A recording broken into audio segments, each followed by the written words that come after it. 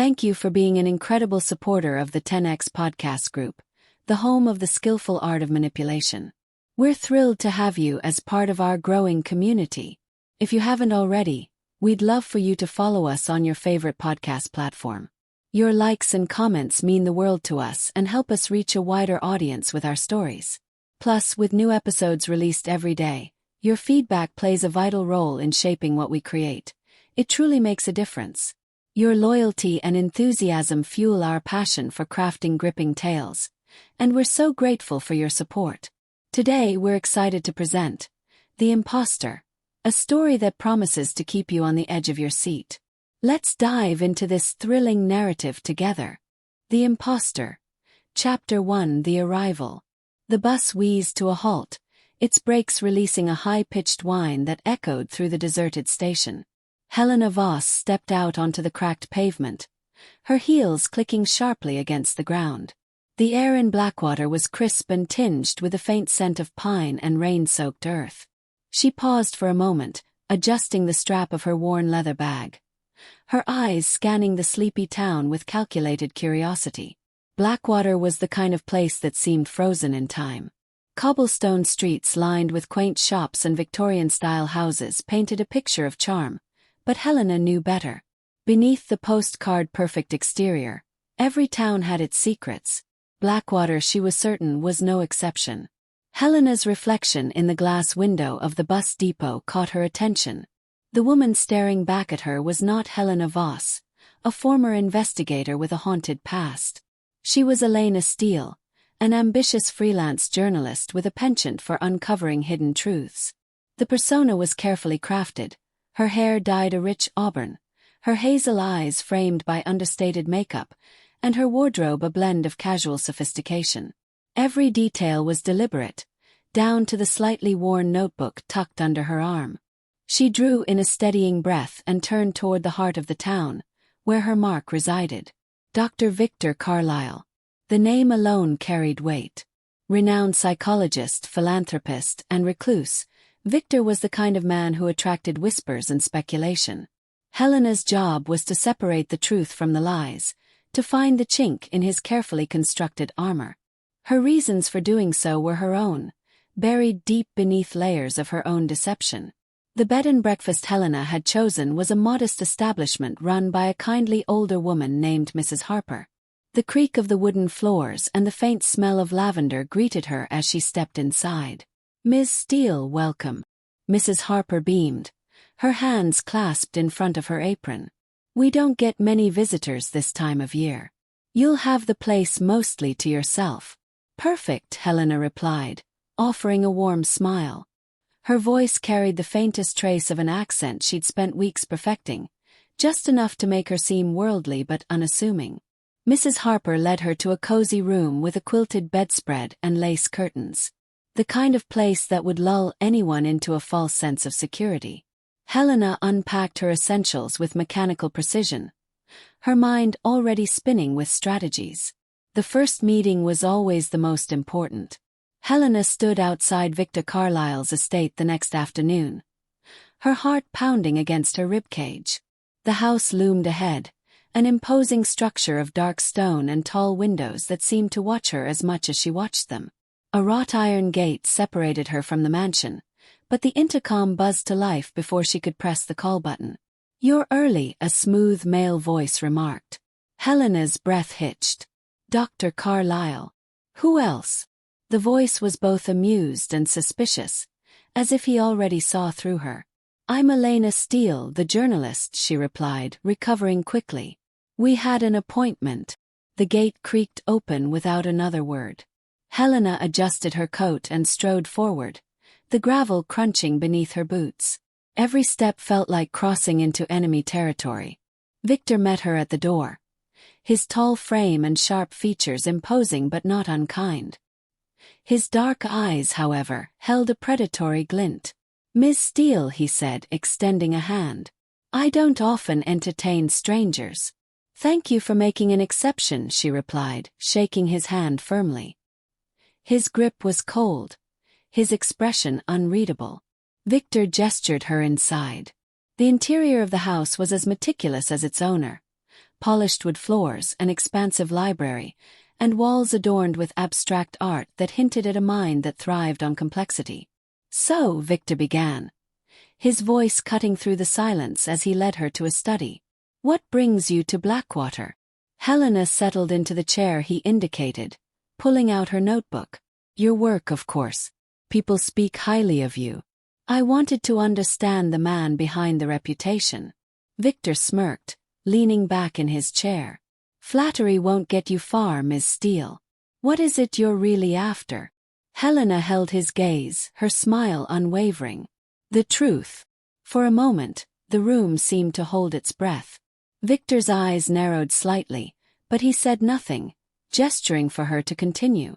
Helena began her carefully rehearsed questions, steering the conversation toward his work, his methods, and his thoughts on the human mind.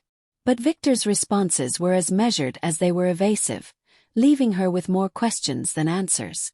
As she left his estate that evening, the weight of his stare lingered on her. Victor Carlisle was not an easy man to crack, but Helena had expected as much.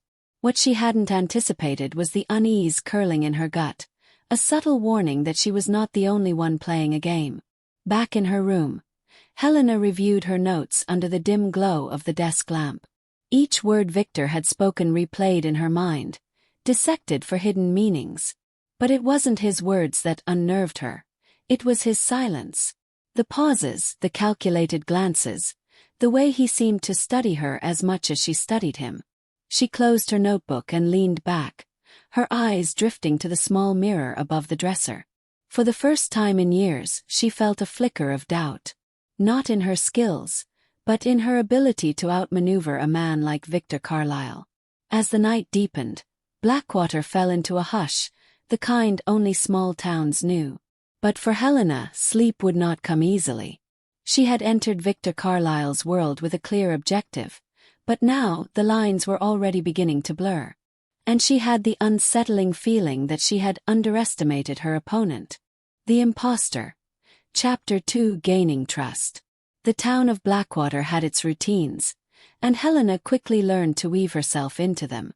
Morning coffee at the local cafe, polite conversations with shop owners, and a lingering presence that didn't raise suspicion but made her hard to ignore.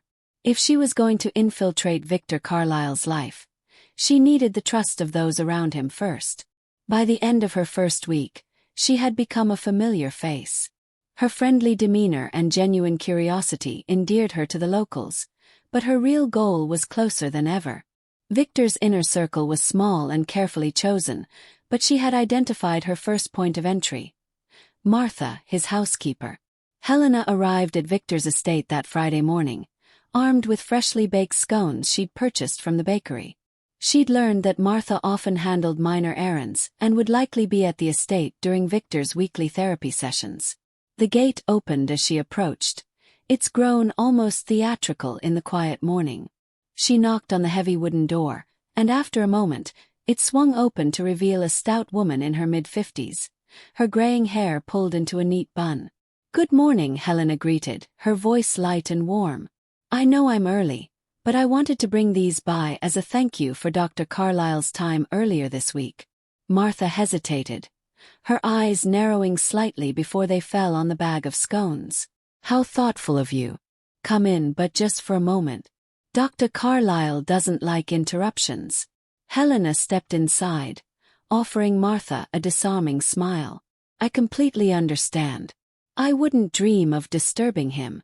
Martha led her to the kitchen, a space as meticulously designed as the rest of the house.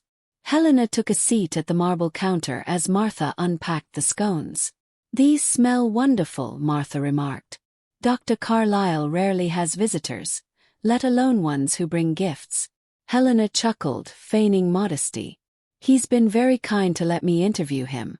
I'm trying to capture the essence of Blackwater for an article." Martha raised an eyebrow. "The essence of Blackwater? Not sure there's much to write about. Quiet town, quiet people." "That's exactly why it's fascinating," Helena countered. "A place this peaceful always has a story to tell. Everyone here seems to hold Dr. Carlisle in such high regard." I imagine working for him must be quite an experience. Martha's expression softened, pride flickering in her eyes. He's a good man but a private one. Keeps to himself mostly. Some people don't understand him, but I've worked for him long enough to know he's genuine. Helena nodded thoughtfully. I can tell he's complex. The kind of person who sees more than he says. Martha smiled faintly, pouring Helena a cup of tea. That's one way to put it. Helena sipped the tea, letting the silence stretch just long enough to seem natural. It must be hard keeping up with someone like him. All those clients, all those secrets. Martha's hand paused mid-pour, her eyes flickering to Helena. It's part of the job. Dr. Carlisle respects privacy, and so do I. Of course, Helena said quickly, leaning back with an easy smile. I didn't mean to pry. I just admire your loyalty. It's rare these days. Martha's guarded expression eased, and Helena knew she'd planted the seed. Trust took time, but this was a solid start. Later that day, Helena strolled through the town square, notebook in hand, jotting down observations for her fabricated article. She made a point of stopping by the cafe where Victor's secretary, Rachel, often took her lunch breaks. Rachel was younger than Helena had expected, barely 30, with a no-nonsense demeanor that matched her crisp suits. Helena approached her table with practiced ease. Rachel, isn't it? She asked, her tone casual but friendly. Rachel looked up, her guarded expression softening when she recognized Helena. Yes. And you're the journalist, right? That's me, Helena said, sitting down across from her. I hope I'm not interrupting.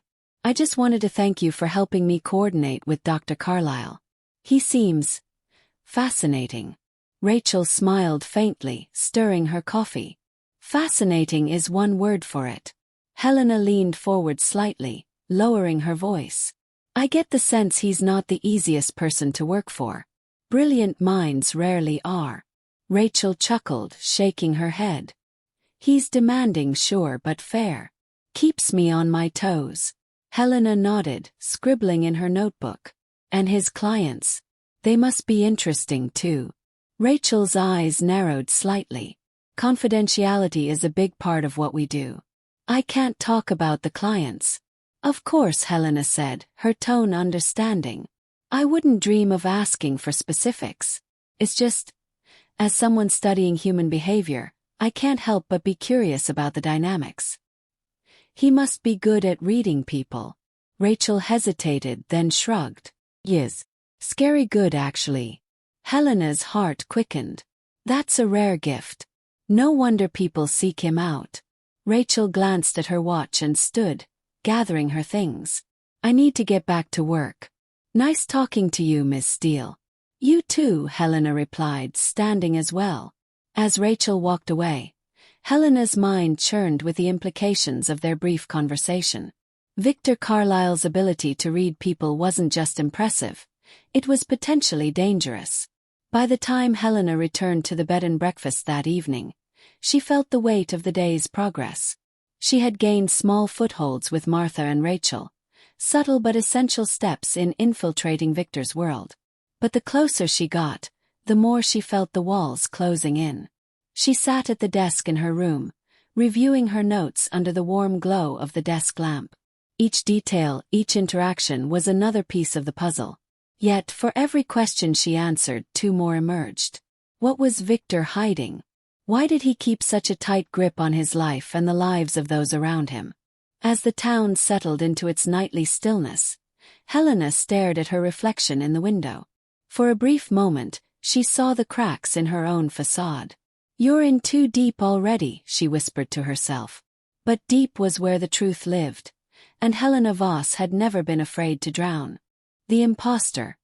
Chapter 3: The First Secret. Helena's breath fogged the chilled morning air as she made her way to Victor Carlisle's estate for their next scheduled interview. The cobblestone streets of Blackwater were unusually quiet, the stillness amplifying the sound of her boots against the pavement. Her unease had grown since her last visit to Victor's home, yet it was that same unease that drove her forward. Victor had secrets. Helena was certain of that. But it was the small, cryptic note she'd found during her last visit that haunted her thoughts. A single name, Helena. Written in Victor's precise handwriting, it wasn't just a coincidence. It was a breadcrumb deliberately placed, begging to be followed. Victor greeted her at the door with his usual air of detachment. He was dressed impeccably as always, his tailored suit betraying no sign of his rural surroundings. He led her to his study without a word, the silence heavy with unspoken tension. The room was an extension of Victor himself. Dark wood paneling, bookshelves crammed with titles on psychology and human behavior, and a grand desk that dominated the space. Helena settled into the same chair as before, her notebook open on her lap. She masked her nerves with a professional smile, but her mind raced, piecing together her next move. "Miss Steele," Victor began, his tone measured, "you seem particularly invested in my work. Tell me, do you find people as fascinating as you claim? Or is this interest purely professional?" Helena met his gaze evenly. "Can't it be both? People are endlessly complex. Their stories, their motivations. It's what makes life interesting." Victor leaned back, a faint smirk tugging at his lips. Spoken like someone who's lived many lives herself. The comment struck Helena like a blade, but she didn't flinch. "I suppose we all wear masks to some degree. The difference is, I'm not afraid to admit it." Victor chuckled softly, his eyes narrowing as if searching for cracks in her facade. "An honest answer from someone in your profession is refreshing." The conversation shifted as Helena began her carefully prepared questions. She guided Victor toward topics she hoped would reveal more about his past. His early career, his choice to settle in Blackwater, and his selective client base. Victor, however, was a master of evasion, steering her questions away from himself and back toward abstract theories of human behavior. But Helena was patient. She let Victor's words wash over her, all the while cataloging every gesture, every pause, every flicker of emotion that slipped through his otherwise impenetrable demeanor. After their session, Victor excused himself for a phone call, leaving Helena alone in the study. Her pulse quickened. This was the opportunity she'd been waiting for. She moved swiftly but silently, scanning the room for anything out of place. Her eyes landed on the mahogany desk, its drawers locked but not impenetrable. From her pocket, she retrieved a slender tool, a relic from her past life as a private investigator. The lock gave way with a quiet click, and Helena eased the drawer open. Inside was a leather-bound journal, its edges worn but its contents pristine. She flipped through the pages, her eyes darting over dense, meticulous handwriting. The entries were a mix of clinical notes and personal reflections, each one painting a portrait of Victor's clients and his own thoughts on their vulnerabilities. But one entry stood out, dated nearly a decade earlier. "Patient exhibits extreme paranoia and delusions of persecution. Unclear whether symptoms are organic or induced by external influences. Recommendation: separation from toxic relationships and close monitoring." Helena's heart pounded as she read the patient's name, Margaret Voss. Her mother's name. The air seemed to thicken around her as she stared at the page. Memories she had buried long ago clawed their way to the surface. Her mother's erratic behavior, the whispered conversations about the doctor, and the inexplicable fear that had consumed their lives before her mother's disappearance. Victor Carlisle had treated her mother. And now, here Helena was, sitting in his study, posing as someone else. The realization hit her like a tidal wave.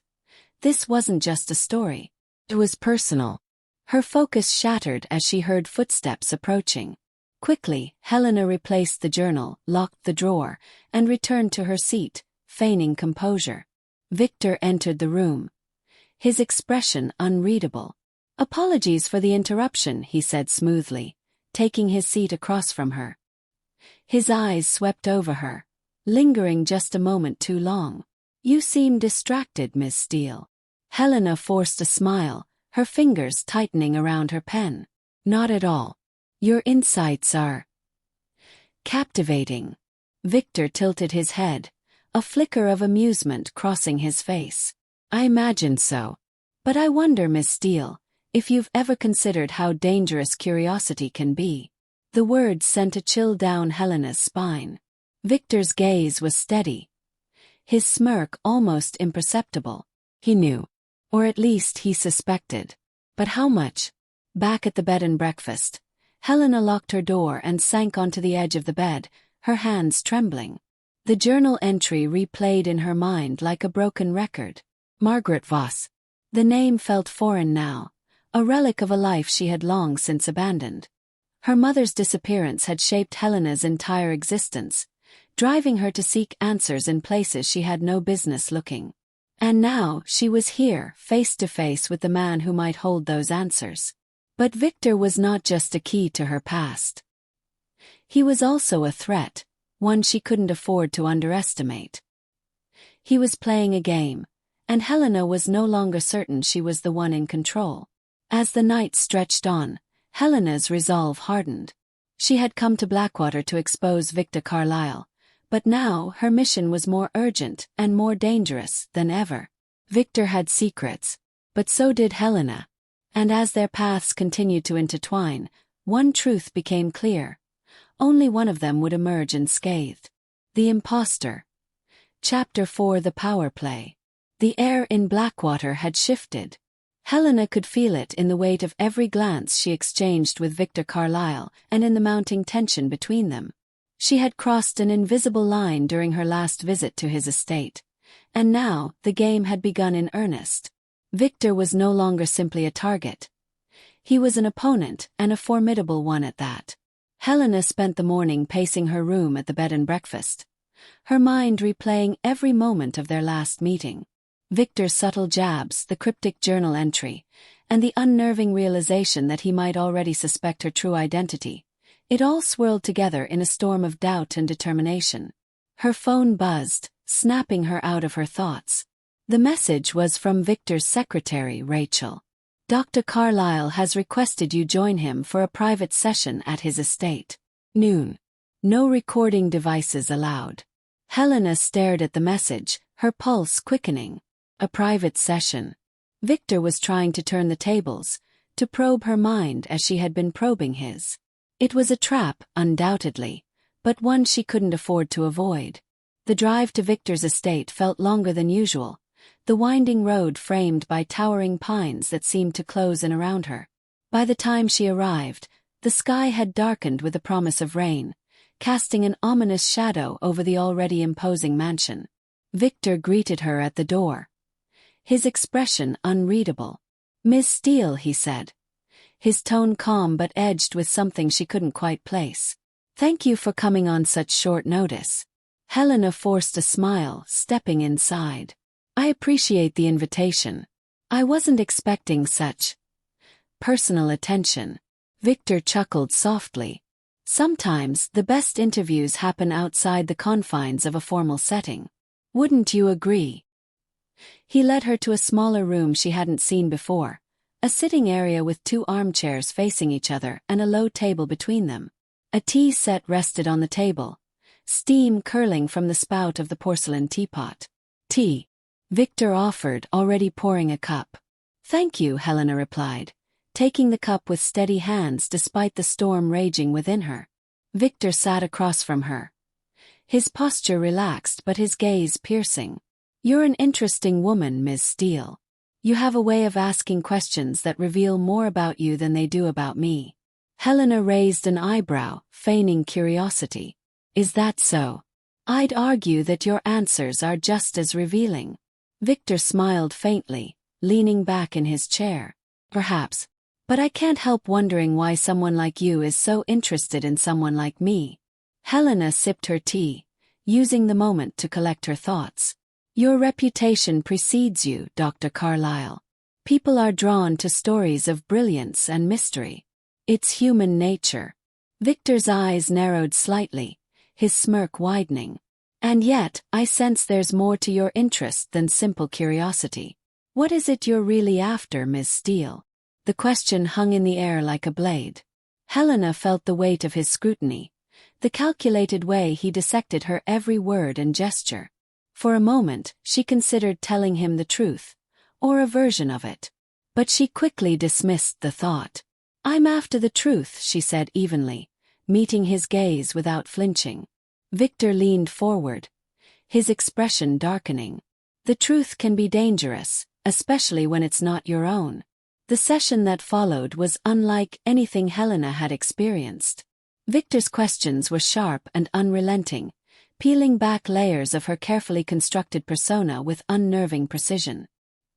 He asked about her childhood, her ambitions, her fears, all under the guise of casual conversation. Helena deflected where she could, spinning half-truths and vague answers, but she couldn't shake the feeling that Victor saw through her. His insights were unsettlingly accurate, each one cutting closer to the core of who she was, and who she was pretending to be. At one point, Victor leaned back, his gaze contemplative. "Do you believe in fate, Ms. Steele?" Helena hesitated, unsure where the question was leading. "I think we make our own fate." Victor nodded slowly. "An admirable philosophy. But what happens when your fate collides with someone else's? When your choices become entangled with theirs in ways you can't control?" Helena's throat tightened. "I suppose it depends on the people involved." Victor smiled, a cold and knowing smile that sent a shiver down her spine. Indeed. By the time the session ended, Helena felt as though she had been stripped bare, her every defense dismantled piece by piece. She left Victor's estate with her notebook untouched and her mind racing. Victor Carlisle was not just intelligent. He was dangerous. He had a way of turning questions into weapons, of unraveling truths without ever seeming to pry. And yet there was something else, something deeper and darker, lurking beneath his polished exterior. As she walked back to her car, Helena glanced over her shoulder, half expecting to see Victor watching her from one of the mansion's tall windows. But the house stood silent and still, its secrets hidden behind walls as impenetrable as Victor himself. That night, Helena couldn't sleep. She sat at her desk, the faint glow of her laptop illuminating the room as she combed through the notes she had taken since arriving in Blackwater. The pieces of the puzzle were beginning to take shape, but the picture they formed was still incomplete. One thing was clear: Victor knew more about her than he let on. The way he had framed his questions, the subtle hints he had dropped, it all pointed to one conclusion. He was testing her, pushing her to see how far she would go. But Helena wasn't just a pawn in his game. She had her own moves to make, her own secrets to uncover. And if Victor thought he could outmaneuver her, he was sorely mistaken. As the first drops of rain tapped against the window, Helena made a silent vow. She would uncover Victor's secrets, no matter the cost. But to do so, she would have to tread carefully. Because in this game of manipulation and deceit, one wrong move could mean the difference between survival and ruin. The Imposter. Chapter 5: The Web of Lies. The rain fell in relentless sheets, soaking the town of Blackwater in a cold, unyielding drizzle. Helena watched the drops streak down the window of her room, her mind lost in the labyrinth of thoughts Victor Carlisle had constructed during their last meeting. The man was a master manipulator, a puppet master who thrived on control, and Helena was teetering dangerously close to becoming another one of his strings. But Helena wasn't here to play his game. She was here to dismantle it. Later that morning, Helena decided to return to Victor's estate under the guise of needing further clarification for her article. She knew she couldn't afford to show weakness. She had to strike while the tension between them was still fresh. Martha, ever the watchful housekeeper, greeted her with a polite smile but an unmistakable wariness in her eyes. "Back again, Ms. Steele. Dr. Carlisle didn't mention you'd be coming today." Helena mirrored her smile, adjusting the strap of her bag. "I realize it's short notice, but I had a few follow-up questions. I thought it best to come in person." Martha hesitated, her hand lingering on the door. "He's not in his study at the moment." "Then I'll wait," Helena said smoothly, stepping past her before she could protest. "I won't be long." The house was quiet, the sound of rain against the windows amplifying the eerie stillness. Helena moved with purpose, heading toward Victor's study. She needed answers, and she couldn't afford to waste another second waiting for permission to find them. Inside the study, Helena's attention was drawn to a large bookshelf that spanned an entire wall. She had noticed it before but hadn't had the opportunity to inspect it closely. Her fingers traced the spines of the books, pausing on one that seemed out of place, a plain black volume with no title.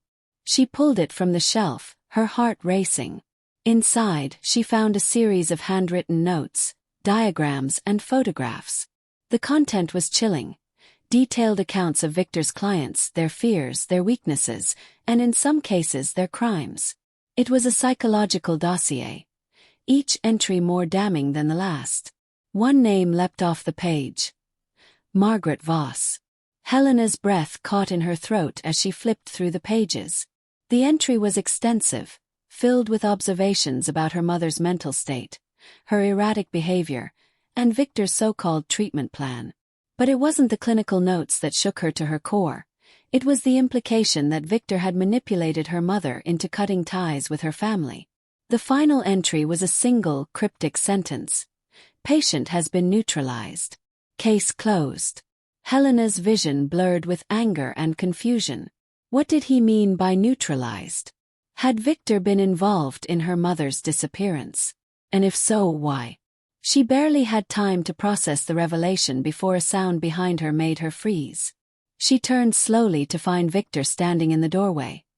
His expression a mix of curiosity and quiet menace. "Find something interesting, Miss Steele?" he asked. His voice calm but laced with danger. Helena's mind raced. "I was looking for something to better understand your work. This is fascinating." She held up the book, forcing a smile. Victor stepped into the room, closing the door behind him. "That's not for public consumption.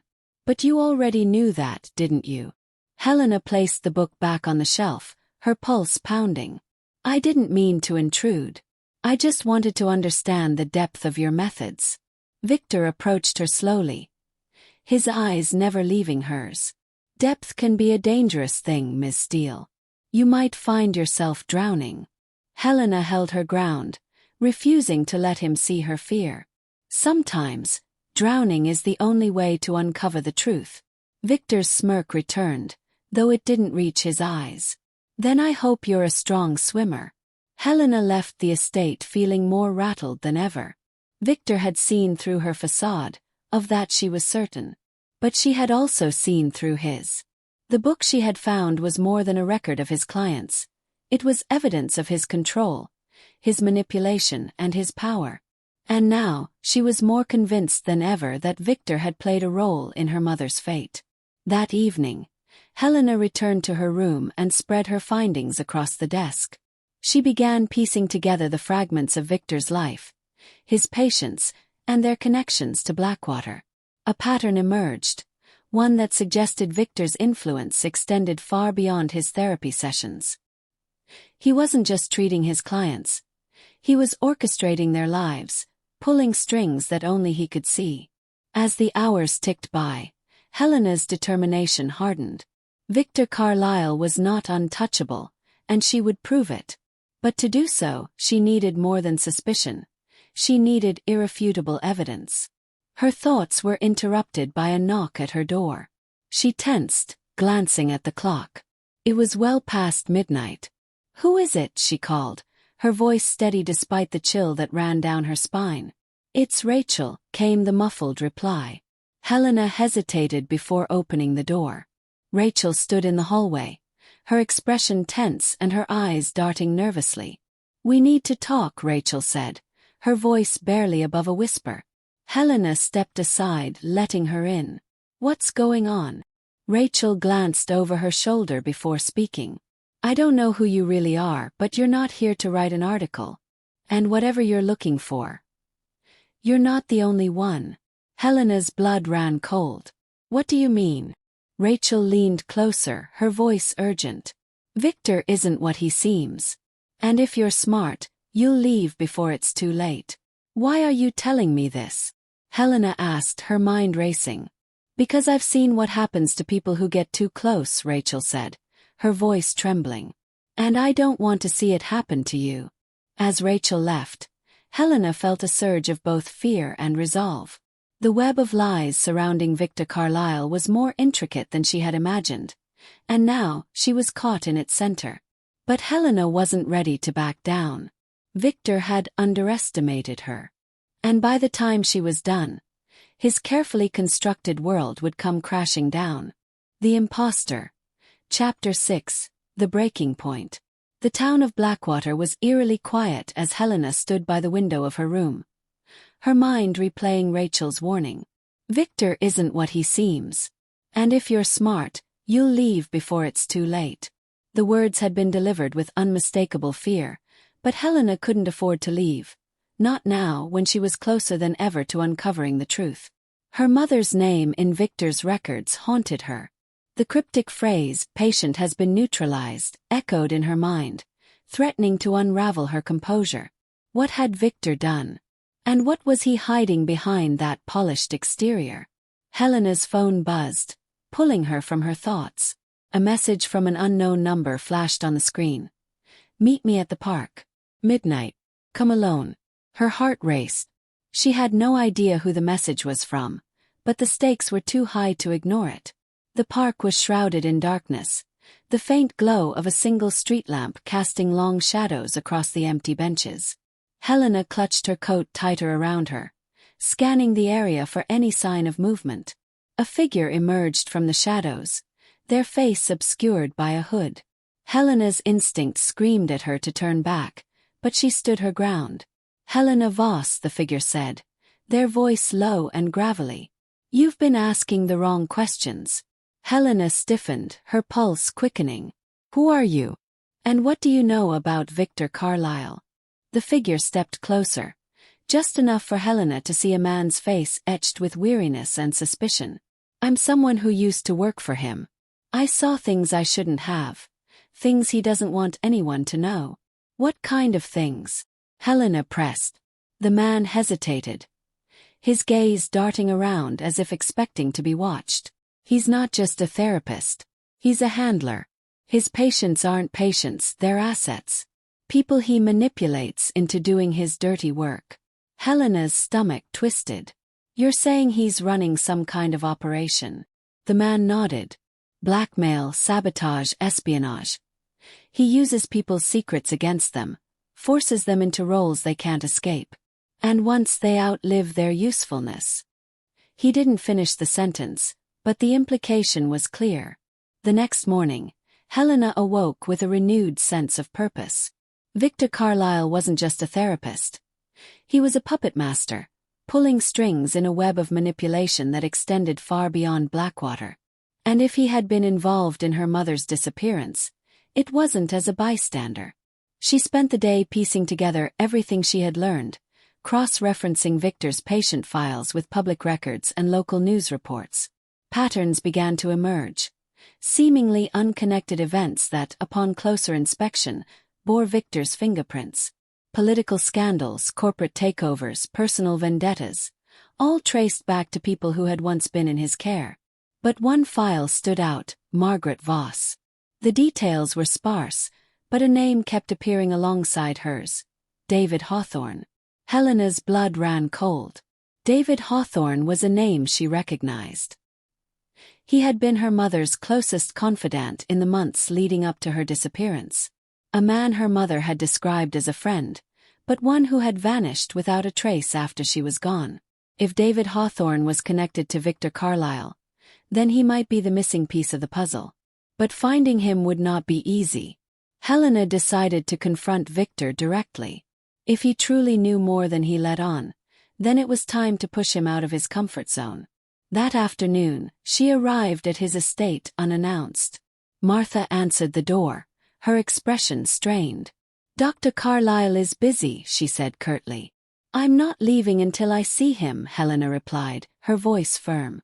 Martha hesitated, then reluctantly stepped aside.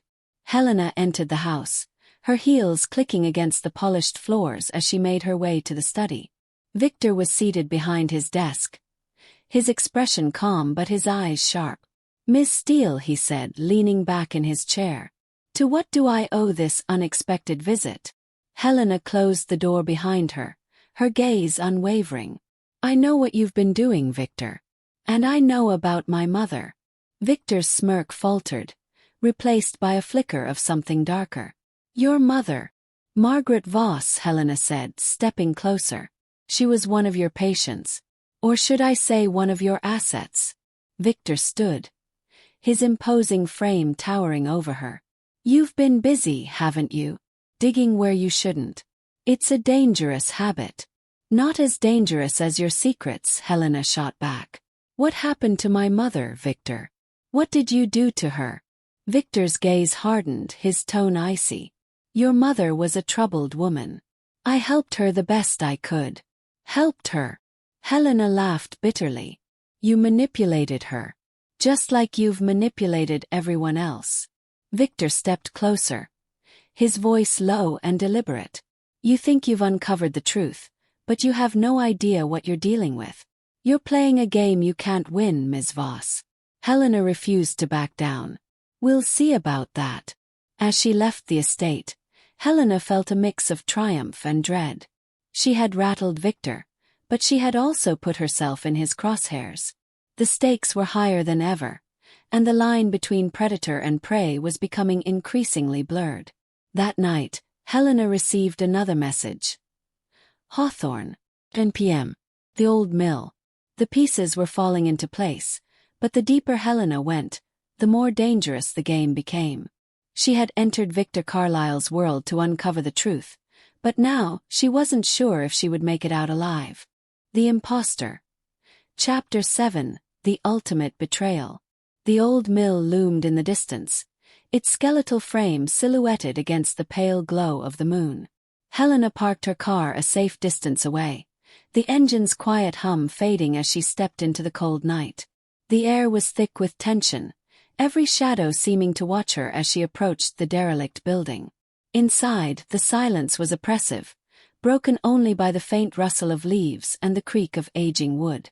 Helena's flashlight swept across the cavernous space, its beam revealing nothing but dust and decay. Her heart pounded in her chest, each step forward feeling like a step deeper into the unknown. Helena, a voice called out, low and gravelly. She spun around, her flashlight catching the figure of a man standing in the shadows. He stepped into the light, his face partially obscured by the hood of his jacket. It was the same man who had met her in the park. You're David Hawthorne, she said, her voice steady despite the turmoil within her. The man nodded, pulling back his hood to reveal a face worn by time and fear.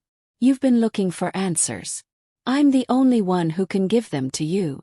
David led her to a secluded corner of the mill, where they sat amidst the crumbling remains of machinery. His eyes darted nervously, scanning the darkness as if expecting someone to emerge. Your mother, he began, his voice trembling, wasn't just Victor's patient. She was his experiment. Helena's stomach twisted. Experiment? David nodded, his gaze dropping to the ground. Victor doesn't just manipulate people, he controls them. He finds their breaking points, their deepest fears, and uses them to mold them into whatever he needs.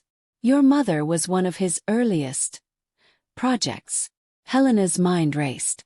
What did he do to her? David hesitated, his hands trembling. He convinced her she was in danger, that the only way to protect you was to sever all ties with the outside world. He isolated her, made her dependent on him. And when she started to question him, when she became a liability, he made her disappear. The words hit Helena like a punch to the gut. She felt the air leave her lungs, her vision swimming. Disappear how? I don't know, David admitted, his voice cracking. But I do know this, Victor has done this before. Your mother wasn't the first, and she wasn't the last. Helena leaned forward, her voice a harsh whisper. Why are you telling me this? Why now? David's expression darkened. Because I know what he's capable of. And I know he's already watching you. The sound of footsteps echoed through the mill, sharp and deliberate. Helena and David froze, their eyes locking as the realization hit them. They weren't alone. Helena Voss, a familiar voice called out, smooth and composed. Victor. Helena's blood ran cold. She turned to see Victor stepping into the light, his face a mask of calm control. He carried himself with the confidence of a man who had already won, his hands tucked casually into the pockets of his coat. "You've been busy," Victor said, his gaze flicking between Helena and David. "Digging where you shouldn't. Associating with people you shouldn't." David rose to his feet, his fists clenched. "Stay away from her, Victor." Victor smirked, his eyes gleaming with dark amusement. Brave words from a man who knows exactly how this ends. Helena stepped between them, her voice sharp. "What did you do to my mother, Victor?" Victor's smile faded, replaced by a cold, calculating expression. "Your mother made choices, Helena. Choices that had consequences." "That's not an answer," Helena snapped. Victor took a step closer, his voice dropping to a menacing whisper. "The truth, Ms. Voss, is that your mother couldn't handle the world as it was. I simply helped her let go." Rage surged through Helena, her fists tightening. "You destroyed her." Victor tilted his head, his smirk returning. "I freed her. And I can do the same for you if you're not careful." Before Helena could respond, David lunged at Victor, his rage boiling over. But Victor moved with startling precision, sidestepping the attack and delivering a sharp blow to David's side. David crumpled to the ground, gasping for air. Helena rushed to his side, her eyes blazing with fury. "This isn't over, Victor." Victor's smirk deepened. "Oh, but it is. You've stepped into a world you don't understand, Helena. And you've underestimated me." He turned and disappeared into the shadows, his footsteps fading into the night. Helena sat frozen, her heart pounding as the reality of the situation set in. Victor had played his hand, and she had barely survived the encounter. Back at her room, Helena tended to David's injuries. He winced as she cleaned the cut on his temple, his face pale and drawn. "You should leave," he said, his voice barely above a whisper. "Victor won't stop until he's destroyed you too." Helena shook her head, her resolve hardening. "I'm not leaving. He doesn't get to win." David's eyes met hers, a mixture of fear and admiration. "Then you need to be smarter than him. Faster. Stronger." "I will be," Helena said, her voice steady. "He's underestimated me. And that's his biggest mistake." As the first light of dawn broke over Blackwater, Helena felt a spark of hope amidst the darkness. Victor Carlisle was powerful, but he wasn't invincible. And she was no longer just a pawn in his game. She was ready to become his greatest threat. The Imposter. Chapter 8: The Reckoning. The storm had passed, but Blackwater remained cloaked in an ominous stillness. Helena stood at the edge of her desk, staring down at the scattered notes, photographs, and patient files she had collected. Each fragment painted a chilling portrait of Victor Carlisle's network of manipulation and deceit. Yet the puzzle was still incomplete. David had left before dawn, urging her once again to abandon her mission. But Helena's resolve was unshakable now. She wasn't leaving Blackwater, not without bringing Victor to his knees. The first step in her plan was to unravel Victor's web of control. She needed evidence strong enough to expose him, not just to his clients but to the entire world. Her breakthrough came when she revisited the list of names in his secret files. Among them was a man named Elliot Grayson, a powerful corporate executive whose sudden fall from grace had made headlines years ago. The files suggested that Victor had orchestrated Elliot's downfall, pulling the strings that had left him ruined and humiliated. Helena tracked Elliot down to a secluded estate on the outskirts of a neighboring town. The man who answered the door was a shadow of his former self, his eyes hollow and his voice tinged with bitterness. "Who are you?" Elliot asked, his gaze wary. "I'm someone who wants to take Victor Carlisle down," Helena said bluntly. "And I need your help." Inside the dimly lit study, Elliot listened as Helena laid out everything she had uncovered. His expression shifted from disbelief to anger as the truth sank in. "I always suspected Victor had a hand in it," Elliot admitted, his voice trembling with rage. "But I could never prove it." "Now we can," Helena said, her tone resolute. "You're not the only one he's destroyed. If we work together, we can expose him for what he really is." Elliot hesitated, his fingers tightening around the edge of his chair. "Do you have any idea what you're up against? Victor doesn't just destroy people. He erases them." "I know," Helena said, her voice steady.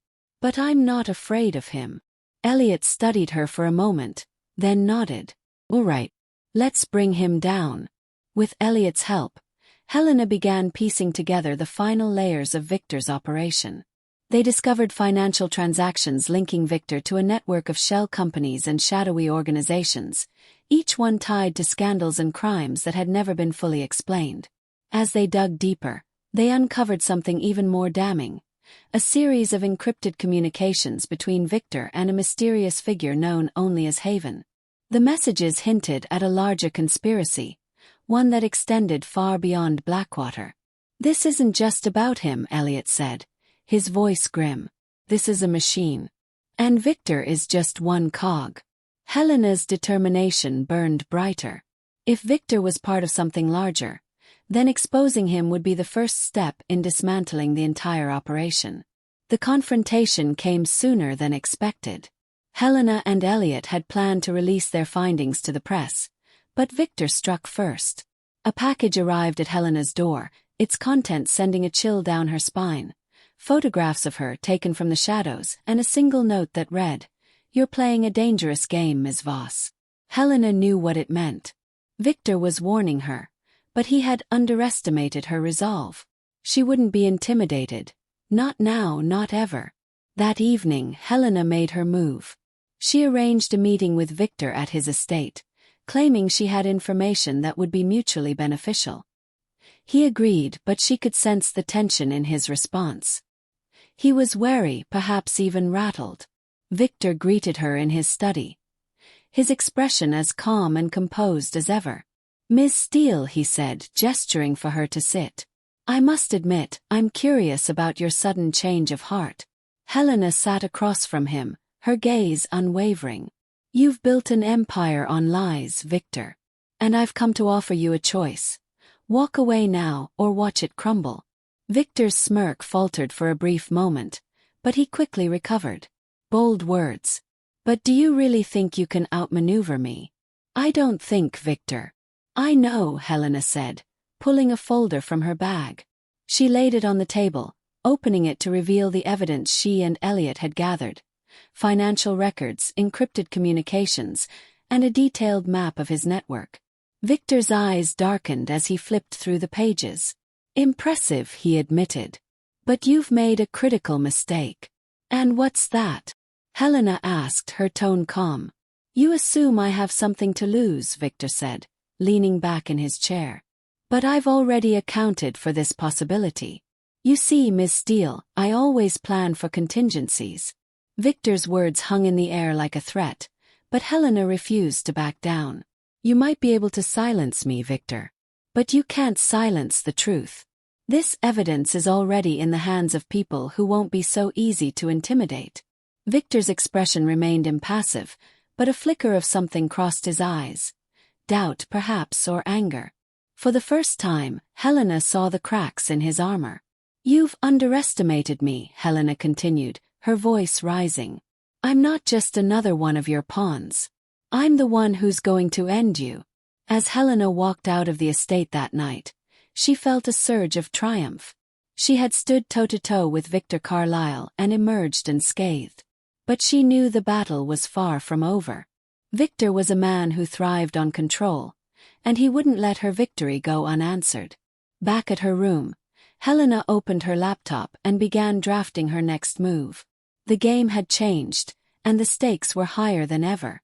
But she was ready for whatever came next. Victor Carlisle had underestimated her for the last time. The Imposter. Chapter 9. The Imposter Unmasked.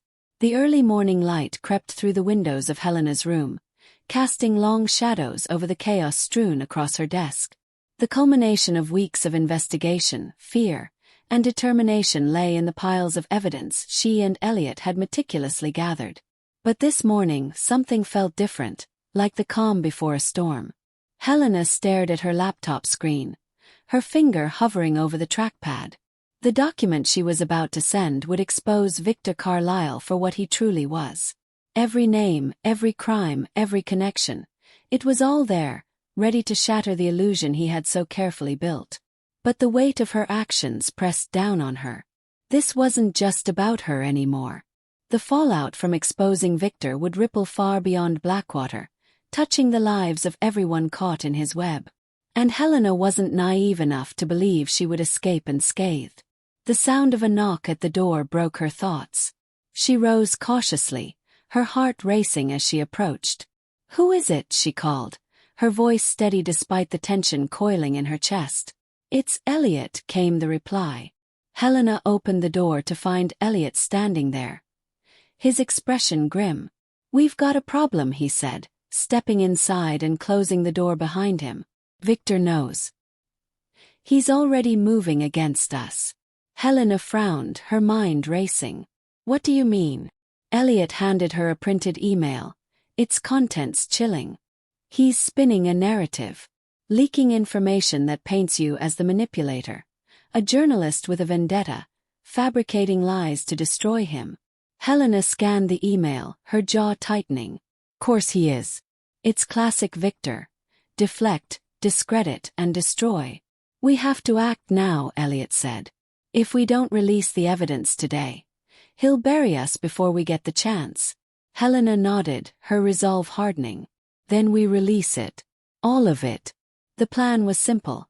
A coordinated release to multiple media outlets, ensuring the story would reach the public before Victor could suppress it.